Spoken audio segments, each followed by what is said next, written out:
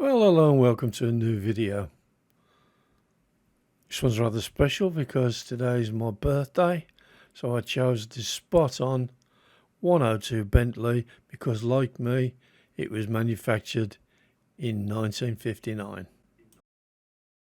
But before we get started on it, I'd like to thank any new viewers for joining me. If you do enjoy the video, please consider leaving a like or possibly even subscribing. It costs nothing and it means a lot to me. And a big thanks to my regular viewers for your support. I know you have many options of things to watch on YouTube, so thanks for choosing me. Well, we've got this one on the bench. I've already drilled the case, and it's a simple, relatively simple 2-rivet.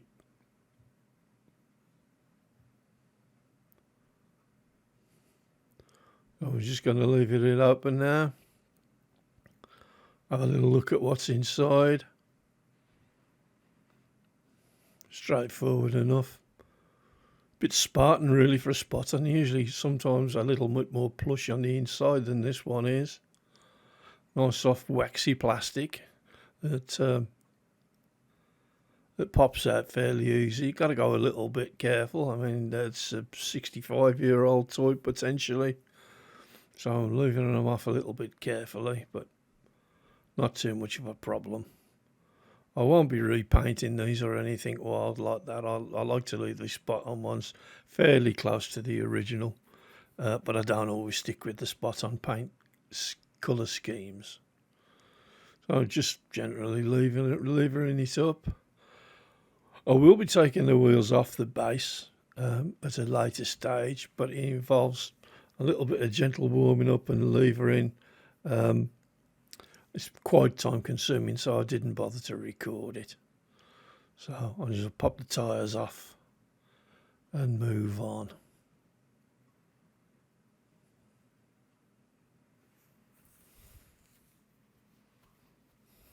Just going a little bit gently with them because I don't have any replacements for them. That's them all done. Base is pretty straight. Nicely detailed on the bottom of these spot-ons.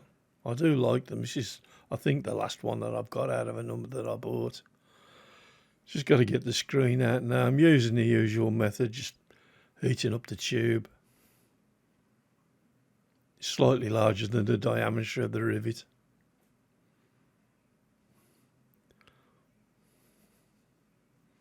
I don't get it cherry red or anything dramatic like that. It doesn't have to be super hot. Place it over the top of the rivet and let the heat do its work, and then a couple of twists to free it off. I know you can use a Dremel with a little grinderette in the end of it or whatever, but this always seems to work okay for me, whereas some of the other things I've tried haven't been quite so satisfactory. So we've had a dip in the caustic soda now. I'm just tidying it up with the 3M rotary pad in the Dremel. Getting a bit of shine on, having a look at the state of the casting. Quite disappointing the condition of the casting on this one. I spend a lot of time on it tidying up little bits with the files and various grades of wet and dry paper to get it looking reasonable. There's still a few bits I wasn't wild about. I couldn't get the headlights any better. They were just poorly cast. And obviously with this one had got a pillar missing. I've made this pillar up out of a bit of aluminium wire, shaped it with the files, and I'm just gluing it into place with this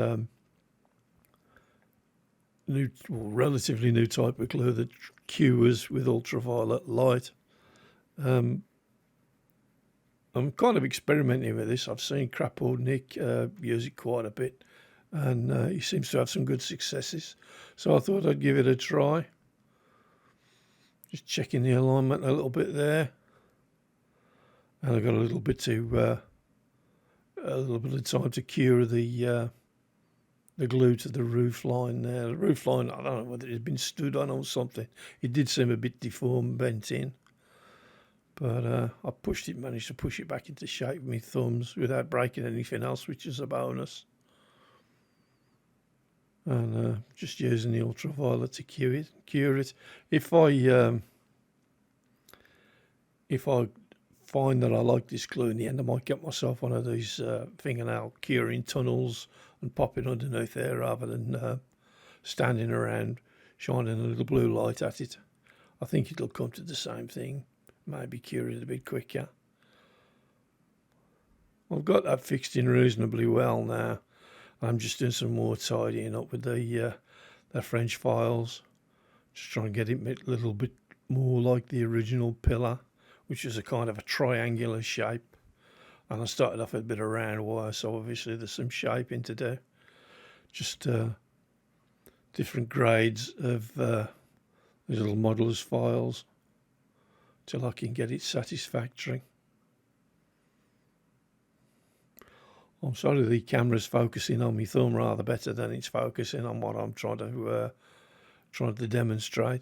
But I do want to use a phone for filming, and it's perhaps not the best thing. That's pretty reasonable.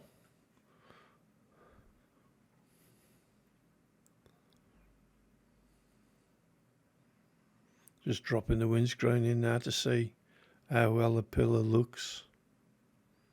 Put it in the right way around, be a big help, wouldn't it? Yeah, it's pretty satisfactory. That's following the line quite well. I'm happy enough with that. Oh, it's on to painting.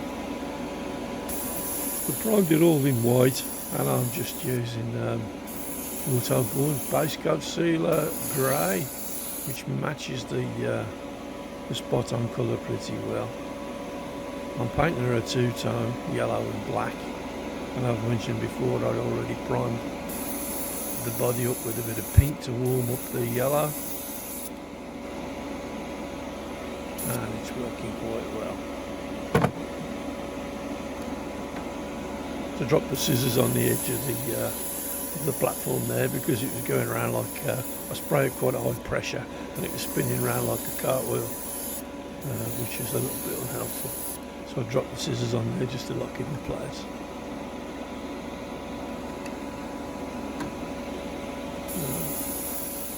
A little bit on the back there. Not so fussed about the roof line because it's going to be in a contrasting colour.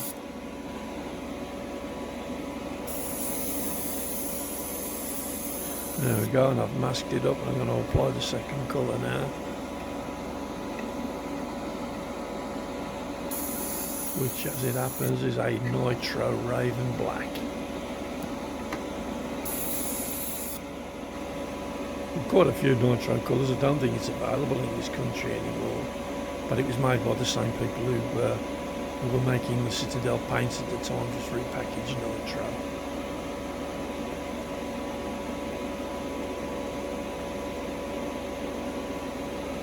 Quite a nice paint, doesn't take too much thinning out to get it to go through the airbrush, and that brush paints quite well too.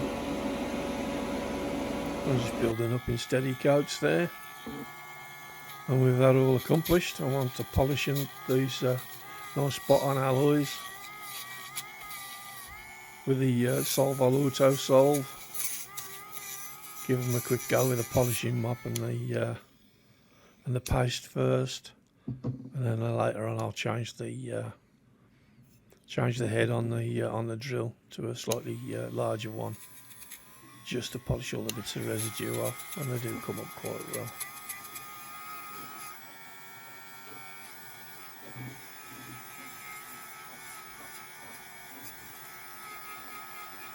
Kind of time-consuming thing to do, but it's worth it for the effect in the end.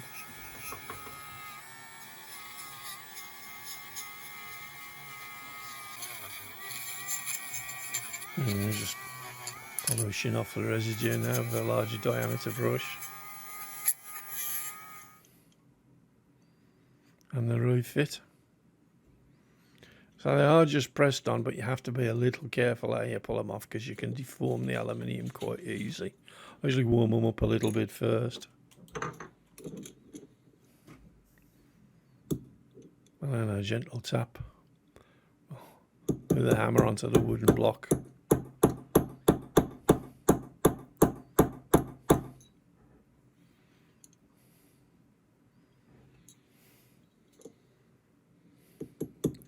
Got it off and checked it. I don't want to hit it too hard and damage the alloy.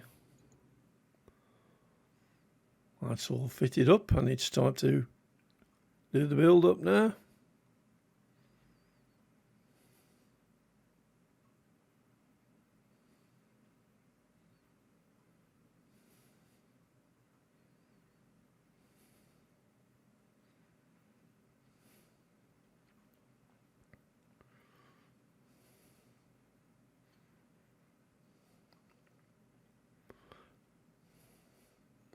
I'm going to try gluing the screen in with this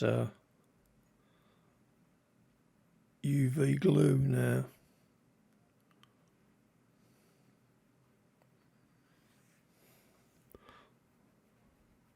One good thing about it is it's fairly thick. It doesn't run all over the show like super glue does. Well, that's been pretty successful, so back on with the overhead light, carry on with the assembly, pop the tyres on. Tyres are in really good nick, so I just give them a bit of a refresh with a bit of Tamiya rubber paint, liven them up a bit.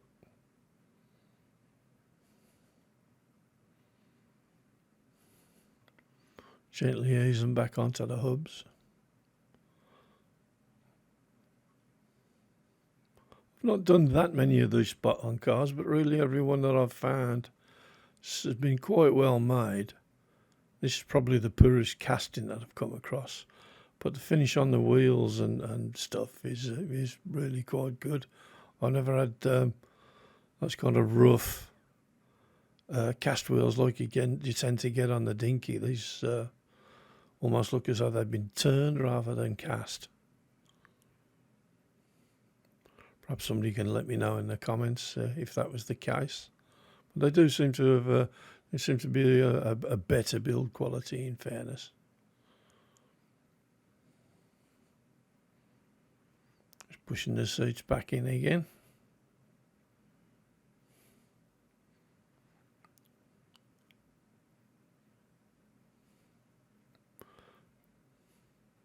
I want to push it too hard and split it.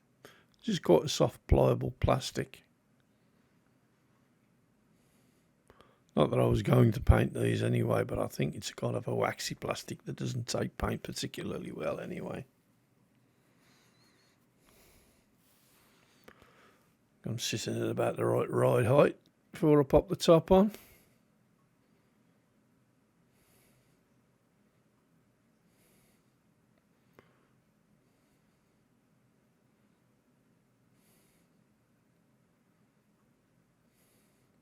I think that grey's quite a nice analogue for the original grey paint that was on.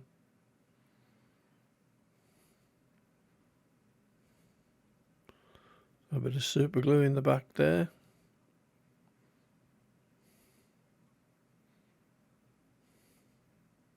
And of course, compulsory hit it with the zip kicker.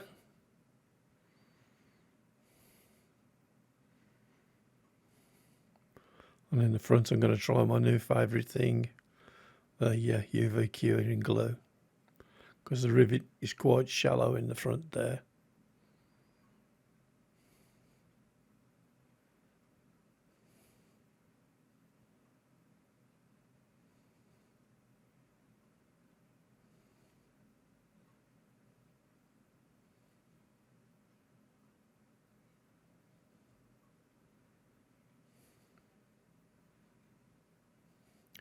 Just using the forceps here because the rivet's so tiny I can't grip it. I've pinged it off and dropped it on the floor 2 or 3 times.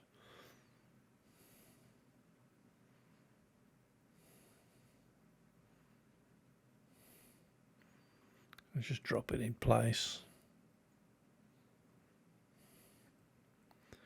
Give it a poke with a bit of doweling.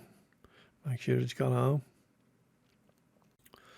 And she is all put back together and on the turntable for you to take a look. Pop some personalised number plates on. Giving her a two-tone coat of paint. I don't think that's one that's spot on ever used. I just happen to think black and yellow make quite a nice colour combination. Polished up the wheels on this one, blacked the tyres, stripped the paint, tidied up the casting as best that I could. It was unfortunately pretty rough, this one. Replaced the pillar that was missing and straightened out the roof line. It's all come out pretty well. I'm quite happy with it. I think that the black and yellow is quite a good colour combo. Well, I hope you've enjoyed watching the video. Please do consider leaving me a like or possibly subscribing. If you're already a subscriber, thank you very much for sticking with me. I really do appreciate it. And I hope to see you in the next one. So I've been Hellboy59. You've been very patient. Thank you very much and goodbye.